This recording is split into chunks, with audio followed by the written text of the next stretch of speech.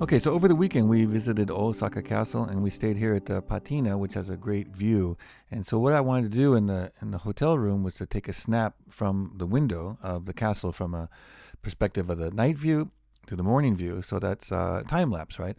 But I didn't want to take a time lapse because that's that's a pain. So I just want to take two images and then just using PowerPoint or in this case Keynote, but it doesn't matter what app you use. Just put a dissolve in between, and it serves as a kind of a time lapse or at least a match dissolve, kind of like a match cut in film. So I just took the snap at night, and then I laid down and exactly in the same place. I laid down on this mat so it, I wouldn't have any movement because at night especially it's pretty long exposure. But anyway, I got these images. Basically the same size, same composition, and then you get something like this.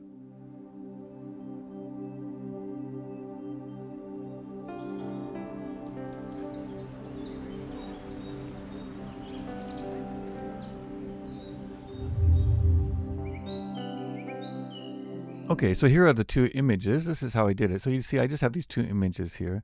And then the night view will be first, and then this one. Well, actually, I'm going to use two slides for it, but you can kind of see here that if I just turn this down a little bit, I just have to line them up perfectly, right? And since I took them exactly the same place, didn't have a tripod. If you have a tripod, this is really easy to make sure it's exactly the same, but I didn't have a tripod. So I knew I might be a pixel or so off, but it's not too bad. And then once I have that lined up, then I can make actually two slides and put a dissolve in between these slides. And the reason that I want to do that is because on this one, I want the text to rise up from behind the mountains. Well, that's a simulation. And so what it is, it's just this image right here.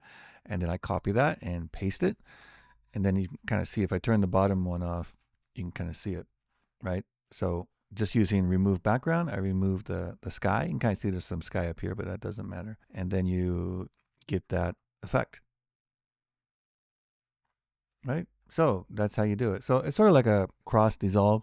You could do something like this. For example, if you had a picture of your child when they were 3, and then you had a picture of them when they're like 25, and you just make those images, the face shots, whatever, exactly the same composition, and then you just put a cross dissolve between them, and it kind of gives a cool effect.